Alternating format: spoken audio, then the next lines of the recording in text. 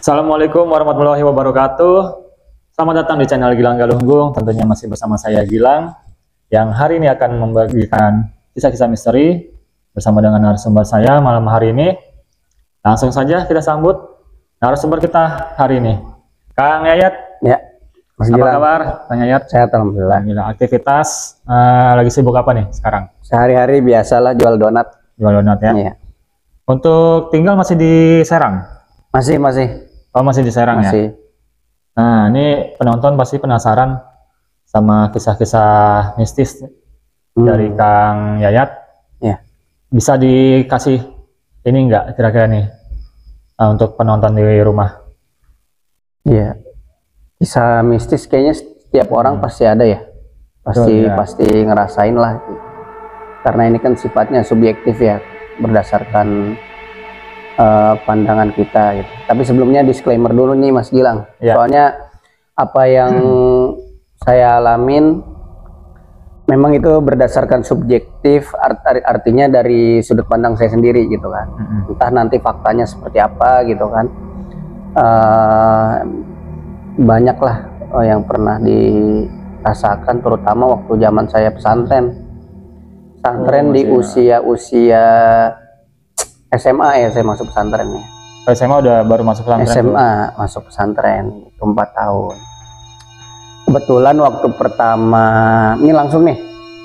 Boleh. Langsung. Tapi jangan lupa nih penonton Ya. Ya biar nggak penasaran, tonton sampai habis videonya ya. Oke. Jangan di skip.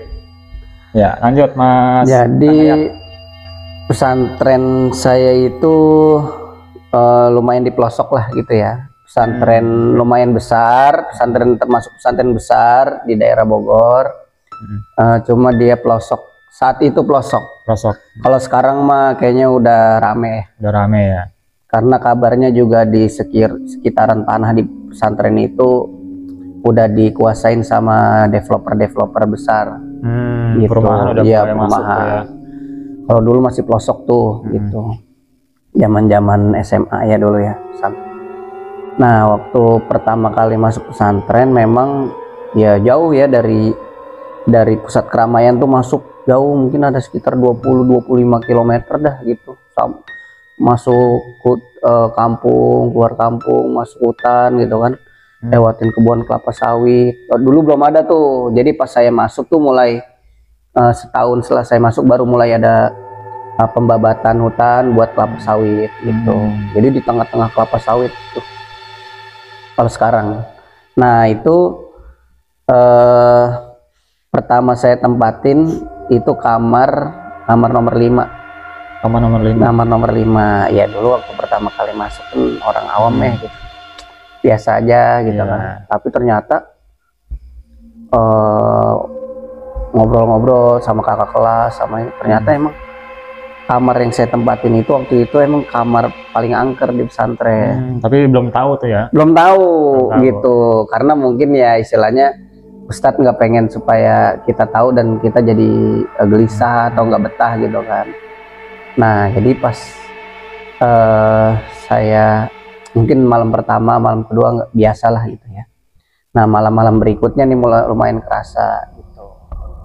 Karena apa? Karena mulai ada apa namanya, istilah bahasa Indonesianya rep-rep ya. Kalau bahasa ilmiahnya kan sleep paralysis ya. Itu mulai saya alamin tuh. Itu juga nggak sekali 2 kali sih, banyak sih, sering gitu ya. Dan ternyata bukan cuma saya. Gitu, ternyata ada kakak kelas juga pernah tidur gitu di bawah ranjangnya tingkat nih. Ranjangnya tingkat. Nah saya tuh selalu di atas karena dekat ventilasi udara kan. Ventilasi udara agak besar jadi adem lah gitu. Nah terus kemudian kalau kakak kelas pernah tidur di bawah gitu. Nah itu dia juga pernah direp, jadi bukan cuma saya tuh. Kamar tuh berapa orang? Satu kamar itu kurang lebih ada waktu itu sih 15 orang ya. Satu kamar ya berarti banyak 16 ya? Lah. Jadi ada 8 ranjang. Lumayan lah gitu. Nah itu sempat dengar, itu kamar 5 ini lu banyak kejadian, banyak ini gitu kan. Cuman karena kita belum ngalamin ya dianggap angin lalu aja gitu. Nah pas jadi posisi kamar 5 ini memang agak unik. Kenapa juga dianggap serem? Karena di sebelahnya itu ada kamar mandi, kamar mandi santri lah gitu. Kamar mandi santri yang itu agak lembab lah gitu. Jadi jalanannya atau temboknya itu berlumut gitu kan. Kemudian juga yang namanya kamar mandi ya. Jadi kamar di samping kamar mandi, suasananya itu agak lembab. Terus kemudian di depan kamar mandi itu ada pohon kecapi. Oh, itu di mana? Iya, enggak juga sih, di seberangnya lah gitu ada. Jadi ada jalan. Jadi kamar nomor 5 sebelahnya kamar mandi. Nah, di depan kamar 5 itu ada jalan tuh. Nah, seberang jalannya ada pohon kecapi. Nah, pohon kecapi juga menurut cerita-cerita senior juga itu agak lumayan horor juga gitu. Cuma saya belum pernah inilah kalau terkait dengan pohon kecapi ya. Karena pas zaman saya ternyata pohon kecapinya itu udah mengering, dia udah mati. Itu udah waktu itu masih ada sih, soalnya sempat ngerasain kecapinya ya.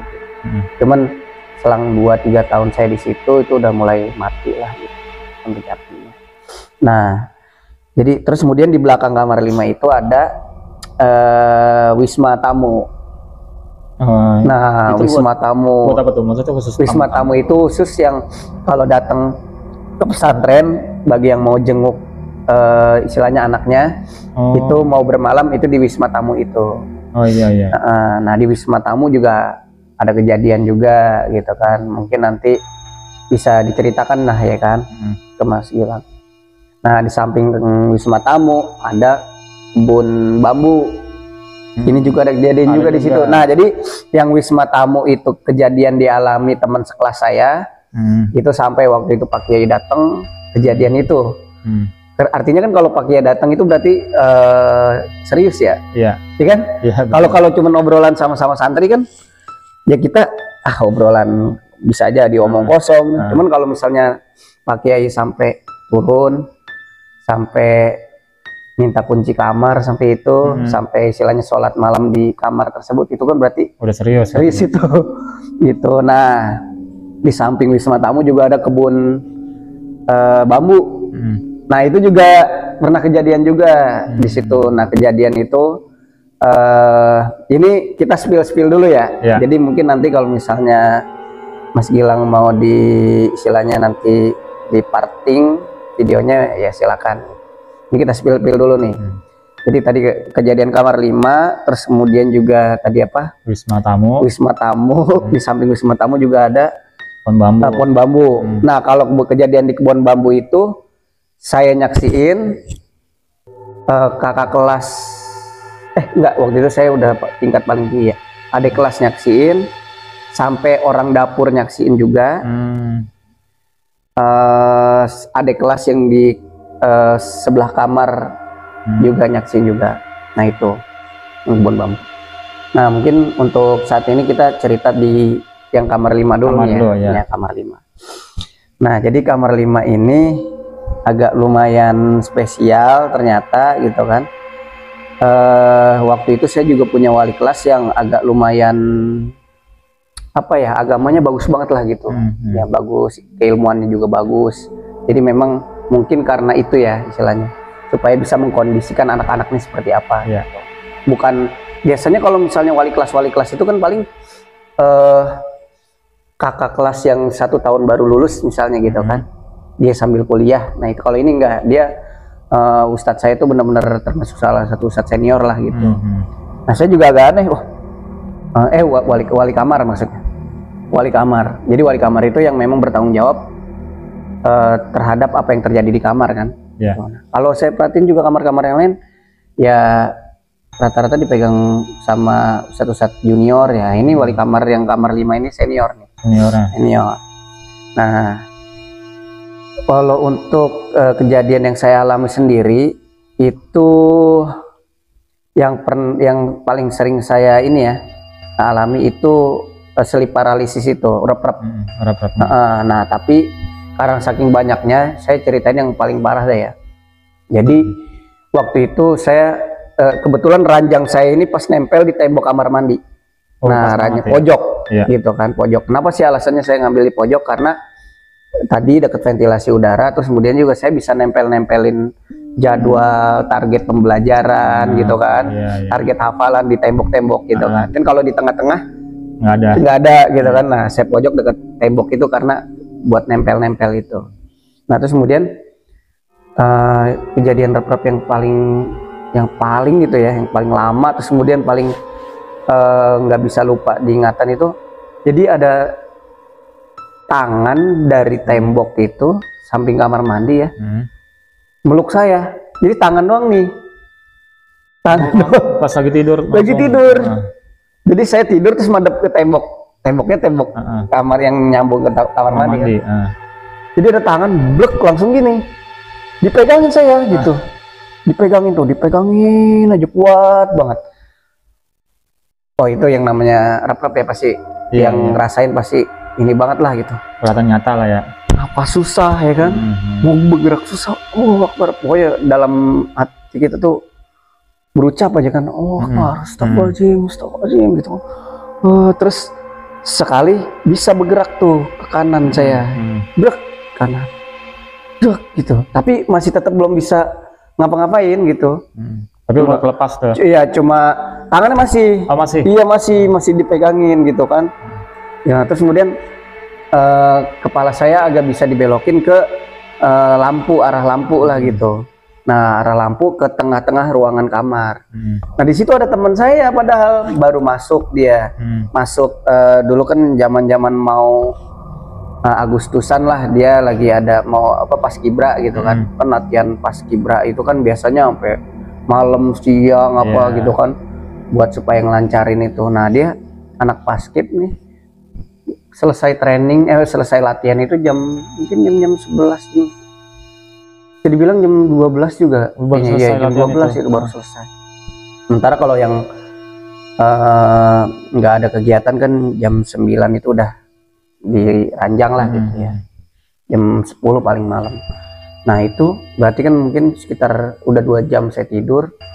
Nah, itu kejadian itu. Terus kemudian saya tadi lanjut, saya lihat ke arah tengah kamar.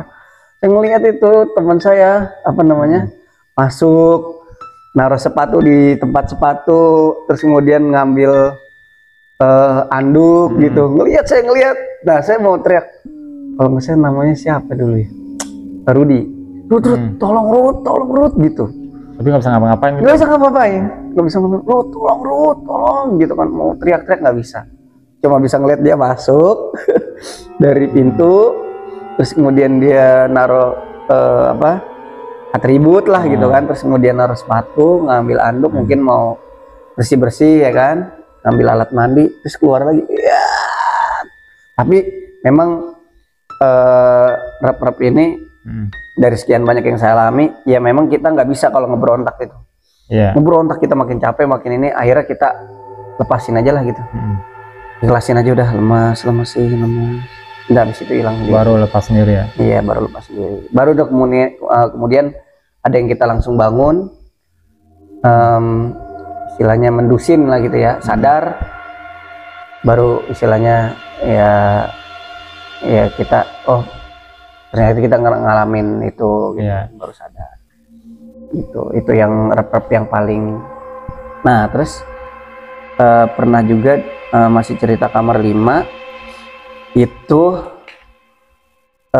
saya ini bukan saya nih yang ngerasain rep-rep, tapi kakak kelas. Nah, kakak kelas itu waktu itu dia pindahan dari pesantren lain. Tapi tidak langsung digabungin. Ini tingkatnya lebih tinggi dari 2 tahun di atas saya ya. Tapi dia dari pesantren lain, satu kurikulum gitu kan. Nah, satu kurikulum artinya connect, jadi bisa melanjutkan di pesantren ini dengan tingkatan yang nyambung sebelumnya. Misalnya sebelumnya di kelas 2 SMA, 1 SMA, berarti yang di sini 3 SMA. 1 SMA berarti 2 SMA. Kalau sebelumnya 2 SMA berarti 3 SMA. Gitu.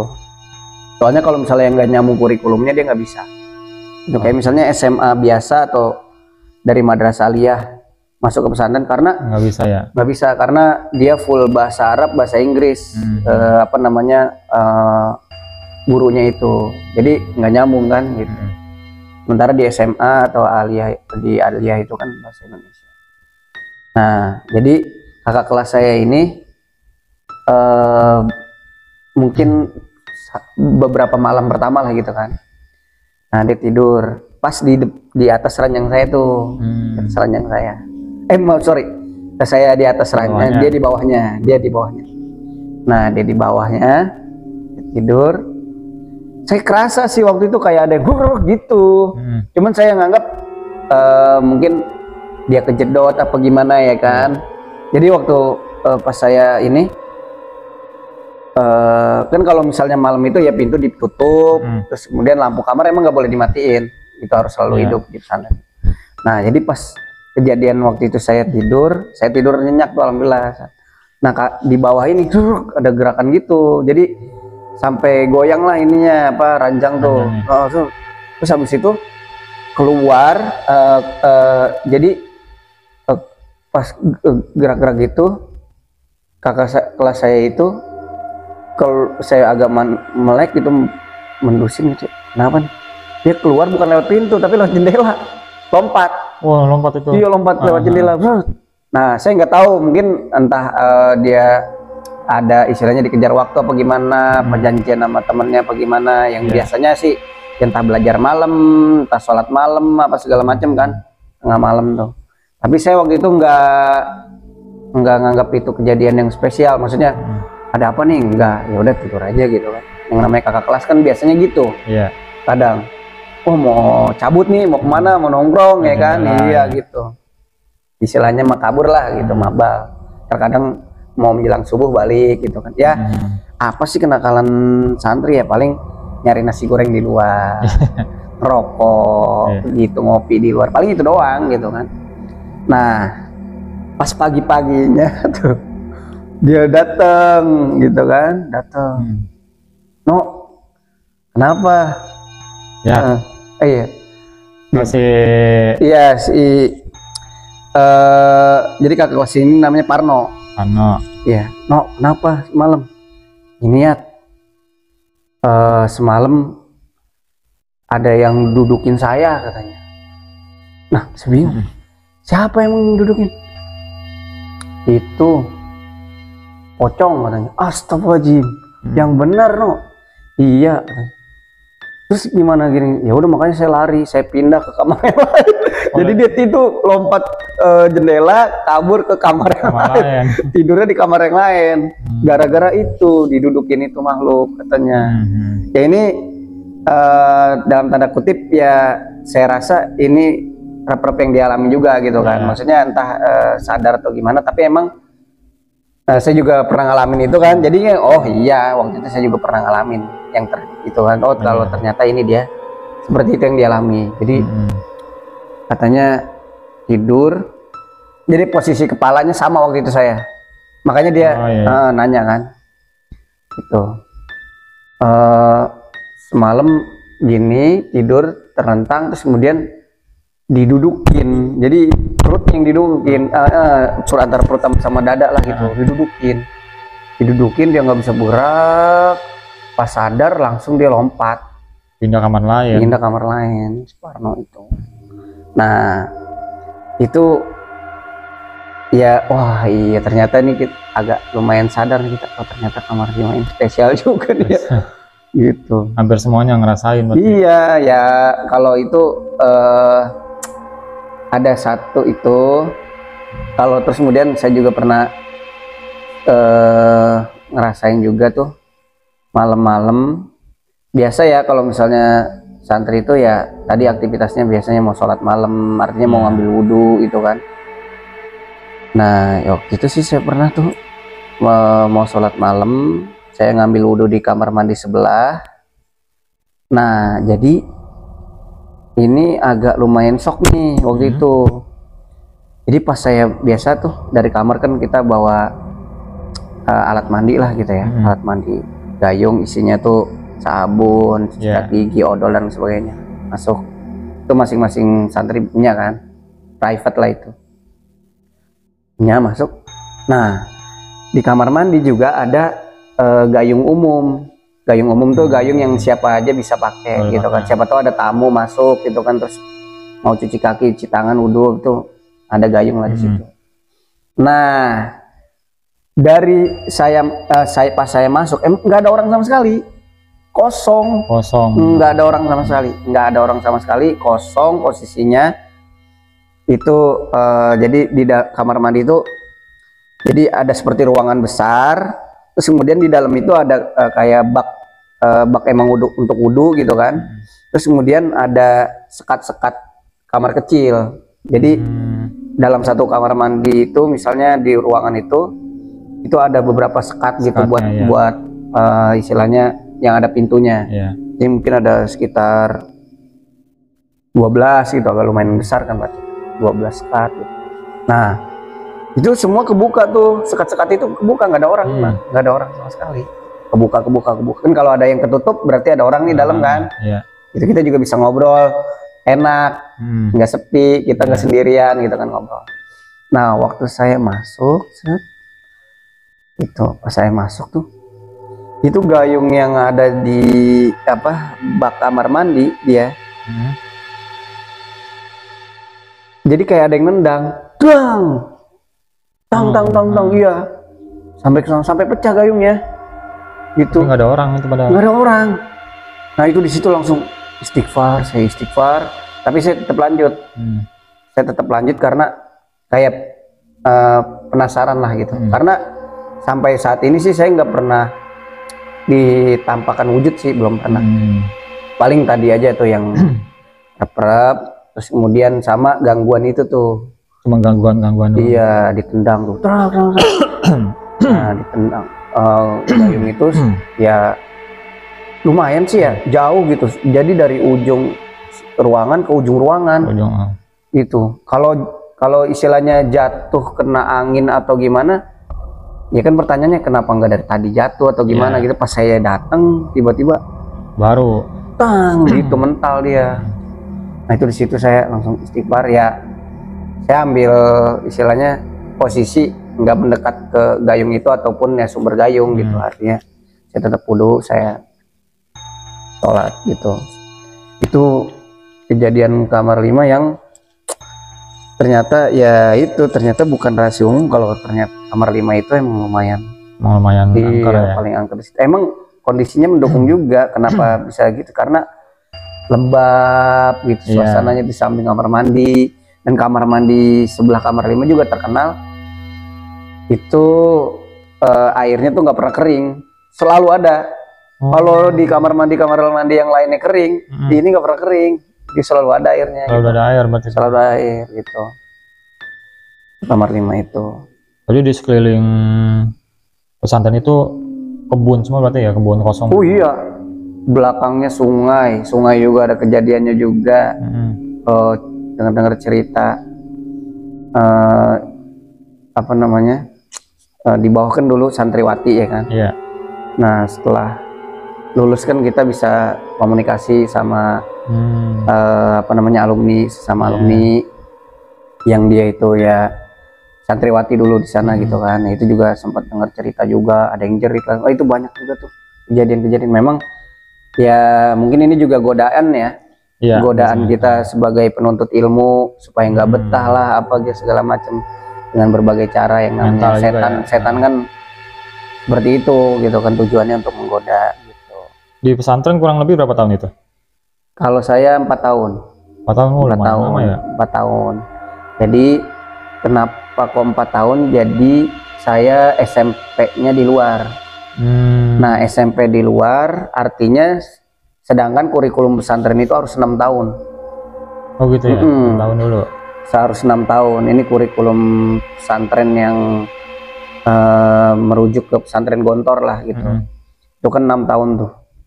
Nggak bisa dia cuman 3 tahun, nggak bisa. Nah, kalaupun dari SMP luar masuk ke ini pesantren modern ya. Kalau misalnya dari luar masuk ke pesantren SMP-nya di luar masuk ke pesantren tersebut harus ada 1 tahun masa orientasi, bisa dibilang kelas intensif itu mempelajari bahasa Inggris dan bahasa Arab full. Udah 1 tahun itu bahasa Inggris, bahasa Arab, bahasa Inggris, bahasa Arab, bahasa Inggris, bahasa Arab. Karena bahasa sehari-hari ya. Iya, karena untuk digunakan bahasa sehari-hari. Kalau misalnya bahasanya bahasa Indonesia ketahuan, yaitu nanti ada pelanggaran, ada mahkamah bahasa. Itu tiap malam itu ada aja hukumannya gitu. Untuk para pelanggar bahasa yang menggunakan bahasa Indonesia, bahasa daerah, dia harus bahasa Arab, bahasa Inggris gitu. Jadi itu kenapa alasannya. Nah, waktu itu saya SMP di luar. SMP kan kita biasanya bahasa Indonesia kan. Iya. Nah, pas masuk bahasa Arab. Ya. Orang tanda-tanda istilahnya tulisan kamar mandi ya hamamun gitu, maksudnya tulis bahasa Arab gitu kan.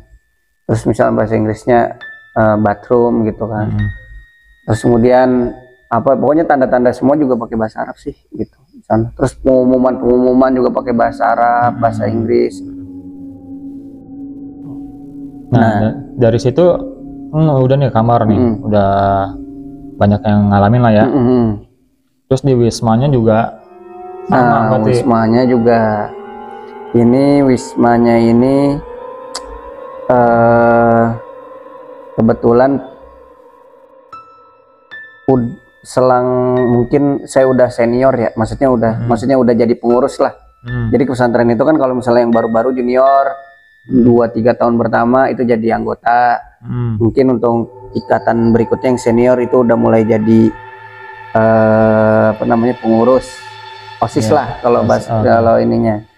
Nah, jadi pengurus itu udah mulai yang ngatur agenda sehari-hari anggota-anggotanya, terus kemudian juga kedisiplinan, masuk bahasa tadi gitu kan. Jangan para ustadz ini hanya sebagai pengawas gitu. Nah, jadi di Wisma Tamu ini kita udah senior, udah pengurus. Nah, itu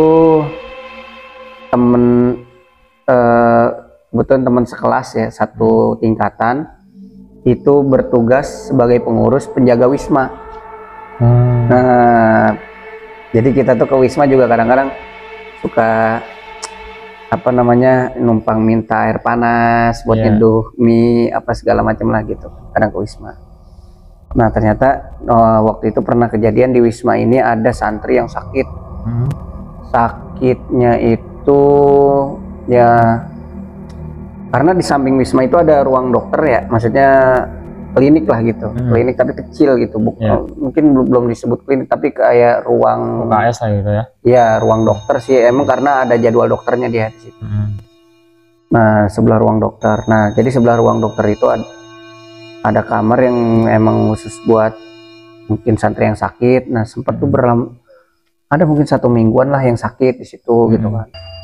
Udah dibawa ke dokter, dirawat, kemudian udah dipersilakan pulang di situ lagi. Cuman ternyata mungkin sakitnya sakit keras ya. Jadi almarhum ini meninggal di situ.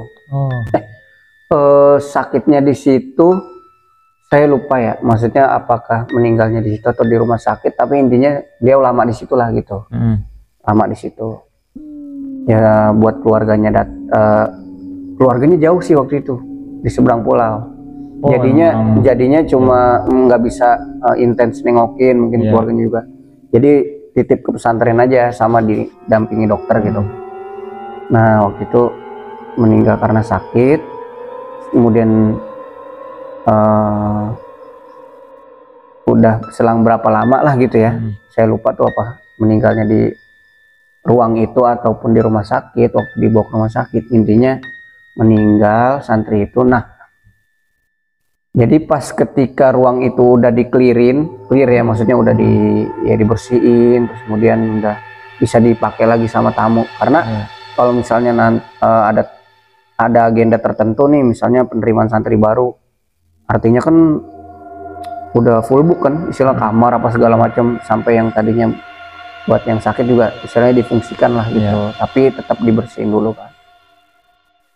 Nah, salah satu ini teman saya nih yang jadi saksi ya. Jadi malam-malam itu ada tamu yang nginep di situ, itu jerit, itu ibu-ibu jerit, gitu jerit lah. Kemudian teman saya ini keluar dong, maksudnya keluar dari kamarnya, kamar yang emang dia tempat jaganya dia, buat istilahnya maksudnya ngecek. Kenapa Bu?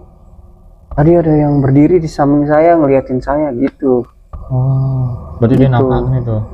Iya. Kayak gimana Bu? Pokoknya remaja gitu kan. Cuman ya karena ini gelap gitu kan, saya ngeliatnya ya sosok hitam aja katanya. Ngeliatin saya gitu. Saya kan takut, maksudnya kenapa saya jerit juga ya barangkali itu emang orang bener gitu kan atau gimana. Artinya kok berani-beraninya masuk ke kamar saya gitu kan ini. Tapi ternyata ya posisi pintu ketutup, dan ketika saya nyalain juga nggak ada siapa-siapa gitu. Ke kamar mandi nggak ada. Oh gitu ya Bu, ya udah. Akhirnya ibu itu nggak mau lagi di tempat kamar itu. Pindah, minta cariin kamar lagi gitu kan. Kalau nggak salah sih akhirnya dia bermalam di kamar, istilahnya kamar yang lain lah, karena dibantu dicariin gitu sama teman saya itu. Akhirnya info ini sampailah kepada Pak Kiai gitu kan. Oh iya gini gitu kan. Sedangkan Pak Kiai tahu kan kondisi santrinya pernah sakit, terus kemudian sampai meninggal di situ, atau waktu itu pokoknya sampai meninggal lah ya, entah di rumah sakit atau di situ. Intinya lumayan lama di situ, berdiam di situ, dirawat di situ. Nah kemudian setelah agenda selesai, tamu pada pulang tuh, udah selesai. Nah tengah malam tuh Pak Kiai datang ke kamarnya teman saya yang ditumpangin si ibu itu. Iya. Apa yang penjaganya? Ke penjaganya. Oh penjaganya. Ke penjaganya dulu kan, karena kalau tempat yang ditempatin itu udah kosong, kan udah sepi nih.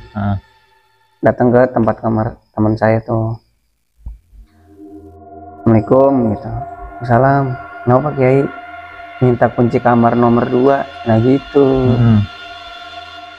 Yang ditempatin itu, yang kejadian itu, yang tempat yang istilahnya santri meninggal, terus kemudian yang ibu-ibu apa namanya ada penampakan itu. Jadi si ibu-ibu itu tidur, awalnya itu tidur di tempat yang bekas itu dia.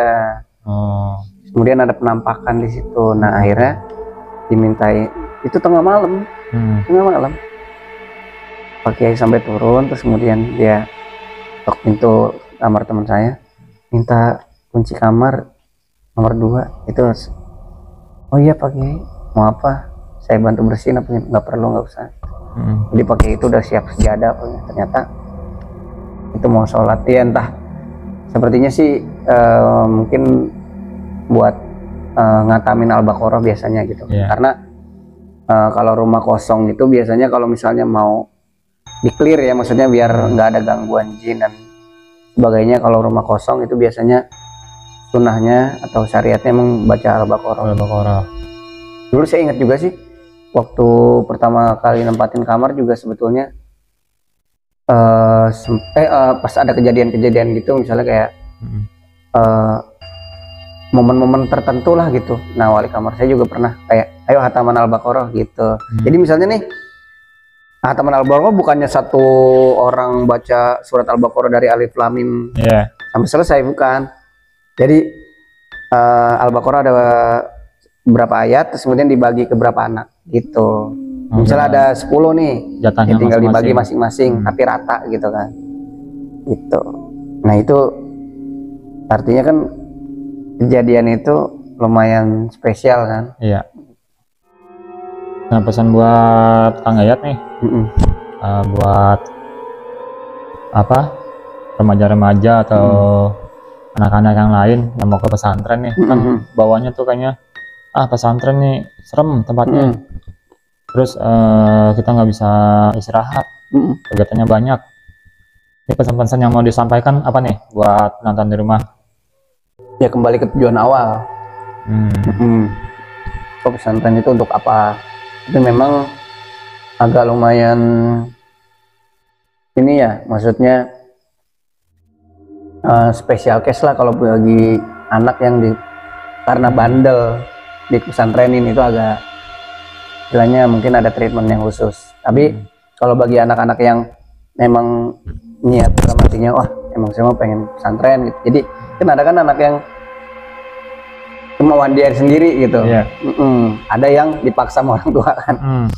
Kan ada dua tuh, dua jenis, dua tipe. Nah kalau yang emang kemauan sendiri ya balik lagi ke niat awal mau apa namanya, saya ini ke pesantren untuk apa tujuannya. Jadi kalau misalnya emang udah jelas tujuannya, terus kemudian cita-citanya itu, ya otomatis kalau misalnya ada gangguan-gangguan mulai dari sulitnya mata pelajaran, terus kemudian juga sulitnya hafalan, gangguan dari temen ada aja kan, dari senior, terus kemudian tadi termasuk gangguan-gangguan yang pernah saya alami juga, itu ya istilahnya ya dianggap angin lalu aja gitu, karena kan tujuannya lebih besar nih gitu. Itu kan hal-hal yang kecil lah gitu. Itu sebetulnya banyak Mas Gilang kejadiannya, mulai dari yang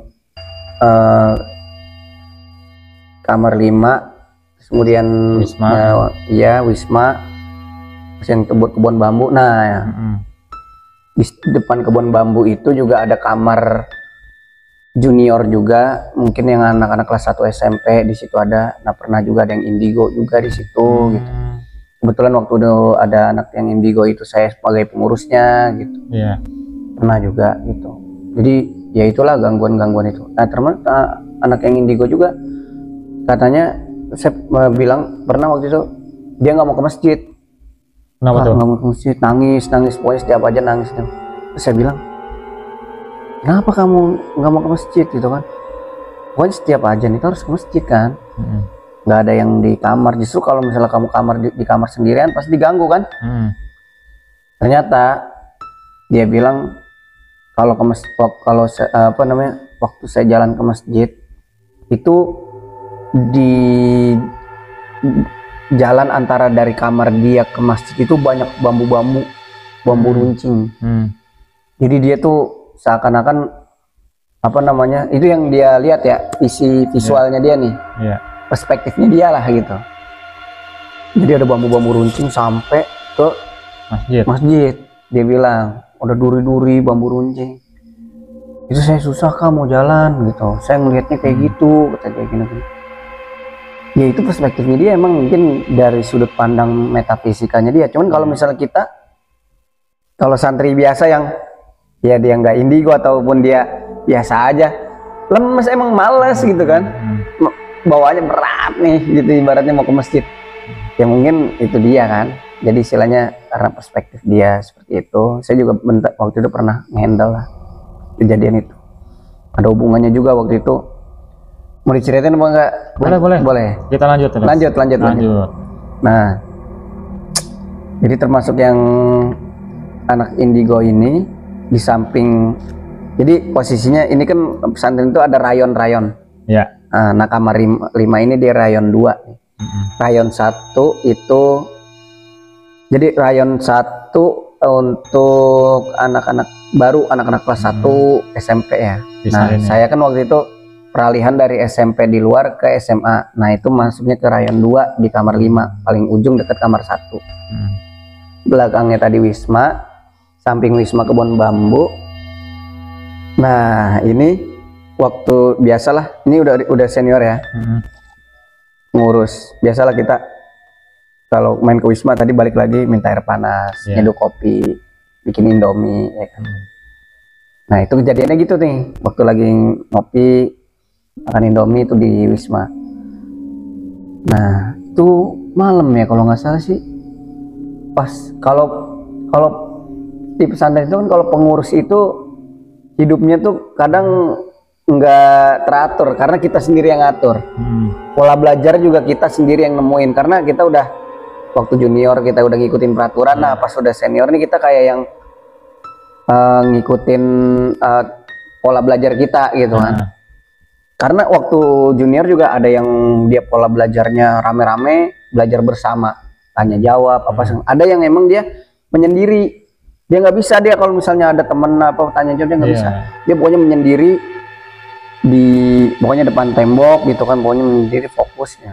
Nah itu juga pas senior gitu, Apalagi waktu itu zaman-zaman UN kan, ujian nasional kan, penentuan bang. Jadi kita menemukan kalau misalnya emang penyendiri termasuk nih, wah pokoknya tengah malam bangun gitu, minum kopi apa, akhirnya apa baca belajar gitu kan, sampai emang sambil tahajud gitu. Nah waktu itu malam benar kejadiannya itu, mau menjelang subuh bahkan tuh, jam 2 gitulah. Soalnya waktu itu orang dapur udah mulai aktivitas kalau subuh, karena kan pagi-pagi udah sarapan kan. Ya. Nah jadi itu jam 2-an lah, jam 2:30-3 lah. Nah jadi di Wisma Tamu, terus kemudian di samping Wisma Tamu itu ada pohon bambu. Nah saya waktu itu lagi di Wisma Tamu, ada beberapa teman saya juga, kalau nggak salah 2 orang lah. Nah itu kita lagi ngopi, lagi mungkin siap-siap mau belajar apa gimana, mau belajar ke masjid, bawa kopi lah gitu ke masjid. Nah terus kemudian ada suara tangisan perempuan gitu, gitulah. Itu di area bambu itu tuh? Iya di area bambu, suara tangisan perempuan itu. Suara tangisan perempuan. Nah terus kemudian tangis ngeraung-ngeraung gitulah. Gitu. Nah terus kemudian saya ke pohon bambu, penasaran kan? Itu sendiri tuh? Enggak, sama temen. Temen juga denger juga masalahnya nih. Temen juga denger, jadi enggak saya sendiri nih. Berarti artinya kejadian ini bukan perspektif saya sendiri nih. Tapi mungkin sumber suara juga saya nggak tahu, karena akhir-akhir ini kan akhirnya terkuak kan. Kenapa banyak yang di pohon bambu, di kebun, di pohon itu ada suara tangisan itu, katanya ada musang lagi birahi ya kan. Karena ternyata emang mirip. Nah itu mungkin bisa aja, tapi waktu itu kejadiannya saya nganggapnya itu gitu kan. Suara nangis-nangis. Wah ini kenapa nih, siapa? Pas kita datengin pohon bambu, oh itu dari pohon bambu gitu. Nah terus kemudian kita balik lagi, terus udah reda tuh suaranya, nggak bersuara lagi. Kita balik lagi ke Wisma, terus kemudian ngopi lagi, bunyi lagi. Nah kebetulan waktu itu ada orang dapur lewat bawa gerobak. Biasa tuh dia mungkin nyiapin bahan baku buat masak gitu kan. Karena biasanya gudang bahan baku buat masak ada di atas, dapurnya ada di bawah, jadi dia bolak-balik bawa gerobak gitu. Nah kebetulan dia mau ke atas nih, arah masjid,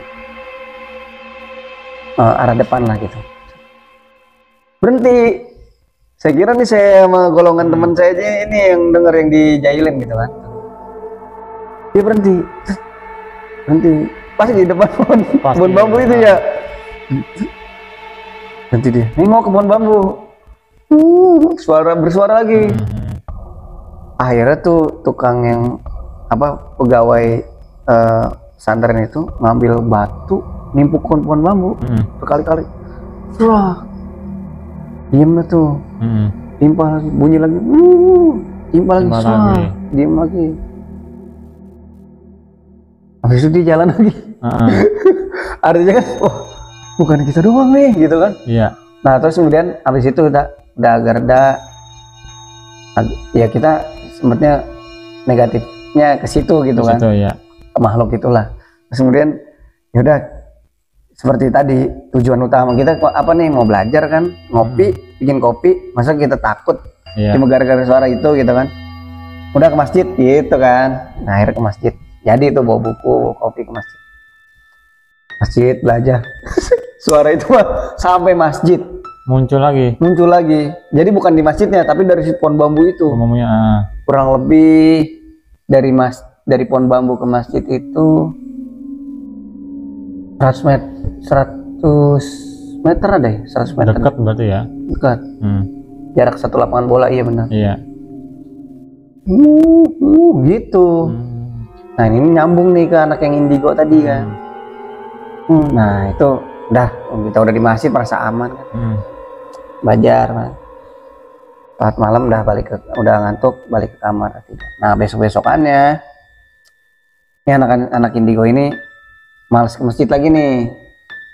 Ya saya nggak tahu ya, istilahnya saya sih nggak terlalu meyakini artinya dia emang apa bener ya kalau misalnya terkait dengan yang tadi ada bambu-bambu alasan dia nggak mau ke masjid, sebetulnya jangankan dia yang malas ke masjid, anak yang lain, saya juga kalau jalan ke masjid berat, bawaannya berat gitu. Mana apalagi kalau zuhur ya kan, asar yang paling berat. Karena apa? Habis tidur siang kan, tidur siang juga. Selesai belajar itu jam 2 siang ya, jam 2 waktu tidur siang, artinya kalau asar jam 3 lewat 1 jam kurang lebih. Ya? Iya buat tidur, bangun tidur siang. Itu kan berat banget. Iya. Mana panas, mana ngantuk, berat. Ya kalau misalnya anak indigo itu visualnya banyak bambu ya kita, langkah kita berat gitu. Orang yang biasa aja normal berat. Nah, saya waktu itu buat ngerayu lagi buat, ayo kalau enggak saya tuntun. Yang mana nih, jalan yang mana yang enggak ada duri dan apa namanya bambu-bambu runcingnya itu gitu kan, katanya nongol dari tanah lah apa segala macem gitu. Dia ngeliat kakinya berdarah gitu kan, ayo saya temenin. Sama saya juga, berarti nanti saya juga kaki saya juga berdarah kalau kena, saya gituin kan. Yang penting kita sama-sama ke masjid gitu. Keras lah, saya agak keras lah, nggak mau menuruti apa, ngalah dengan alasan dia kan. Nah maka saya juga ngantuk sekarang, kata dia nih. Saya nggak ke masjid dulu, saya ngantuk ini karena semalam di belakang kamar ada makhluk halus yang ngelahirin, katanya gitu. Di belakang kamar? Iya, jadi yang bunyi itu yang saya dengar semalam itu bagi si orang indigo itu orang lagi ngelahirin. Oh, iya, kuntilanak kata dia lagi ngelahirin, tapi nggak keluar. Di situ katanya. Pas di pohon bambu itu. Berarti kan connect ya, maksudnya. Iya. Kok connect nih ya gitu. Emang sih kalau saya perhatiin pas saya dari Wisma Tamu ke ini juga, oh ini kamar anak indigo nih belakangnya gitu. Saya juga udah wanti-wanti nih, dia ntar kejadian apa nih pagi. Ternyata pas saya nggak cerita ke anak itu, nggak cerita semalam ada ini, apa yang kamu lihat, enggak. Karena saya nggak mau terlalu berlarut dan mengiyakan ngomongan dia sehingga dia nggak mau belajar, nggak mau ke masjid. Kita kan sebagai pengurus juga bertanggung jawab kan. Punya anggota nih, anggota biar ke masjid supaya dia nggak bosen. Di kamar juga khawatir ada hal yang tidak diinginkan, gitu kan. Sendiri, akhirnya kita ajak ke masjid, ternyata alasannya saya ngantuk kah gitu. Semalam itu saya nggak bisa tidur, di sebelah ada yang gitu. Agak connect ya. Berarti nyambung tuh. Nyambung. Cuma kita kan nggak mau ceritain nih, takut yang lain pada takut juga gitu. Iya benar-benar. Saya nggak cerita, saya nggak. Saya pokoknya yang tahu itu ya antara itu yang emang ngalamin terus, dan cerita itu nggak nyebar ke adik-adik kelas yang lain sih, enggak gitu. Karena khawatir juga keganggu dan kita anggap hal yang biasa lah gitu kayak gitu. Ya di mana-mana juga pasti ada sih. Di tempat mana juga ada. Benar. Gimana kitanya aja nyikapinnya. Benar. Jadi balik lagi tadi yang disclaimer awal ya. Jadi kisah mistis atau cerita-cerita metafisika yang saya alami memang itu perspektif saya aja. Artinya setiap orang juga punya perspektif sendiri, karena ada yang dia ngelihat orang lain nggak ngelihat, ya kan? Betul. Itu berarti mungkin masuknya halusinasi. Ada yang sama-sama ngelihat tapi ada faktor apa gitu kan, gitu kan. Itu sih. Jadi intinya ya balik lagi ini perspektif, kayak anak indigo itu melihat dengan perspektifnya dia, dan kita juga nggak bisa ini kan, nggak bisa artinya nggak bisa ngerasain apa yang dia rasain. Karena gitu. beda kan. Dia punya perspektif seperti itu gitu. Jadi kayak yang kejadian di masjid itu, kita berat ngelangkah, langkah kita berat emang. Nah bagi anak indigo itu tadi itu kan banyak bambu runcing. Nah kita juga yang malam itu ada suara itu, mungkin anggapan anak indigonya ternyata itu ada makhluk yang melahirkan itu di kebun bambu itu.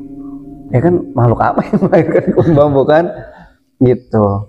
Tapi ya saya juga nggak mengiyakan dalam arti wah itu ternyata memang kuntilanak tuh, enggak, karena ternyata memang pas di akhir-akhir ini udah dewasa ya, kita udah punya anak, udah ini buat ngasih edukasi juga ke anak-anak supaya dia Iya. tuh nggak takut kan. Betul, betul. Ternyata menemukan suara-suara tangisan gitu, itu saya kasih tahu sih ke anak saya gitu. Nih, kamu suara apa? Tadinya saya diemin nih. Gitu kan. Suara apa? Ih, itu suara ada orang ketawa. Itu mah suara orang nangis. Nah, perspektifnya beda-beda nih. Ya, pas saya kasih tahu, ini suara musang lagi birahi. Ternyata ada. Masih tahu gak? Emang iya, emang mirip suara musang. Iya, gitu. Ada juga kayak gitu. Itu kan artinya ya istilahnya semua berdasarkan perspektif masing-masing lah gitu. Iya.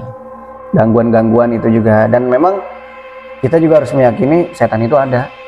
Iya, Iya, setan ada. itu ada. Setan itu ada, dan bahkan musuh yang nyata bagi kita. Tapi cara dia mengganggu kita itu yang beda-beda. Ya mungkin dari tadi, seperti tadi lah, seperti yang anak santri tadi, akhirnya dia nggak mau ke masjid gara-gara itu, ya kan? Diganggu dengan visualnya dia seperti itu. Ada yang memang yang saya alami juga, yang tadinya mau sholat malam terus kemudian gayung ketendang gitu. Iya. Maksudnya ya kayak ditendang ataupun Dilempar gitu. dilempar gitu, tang orang tadinya dia.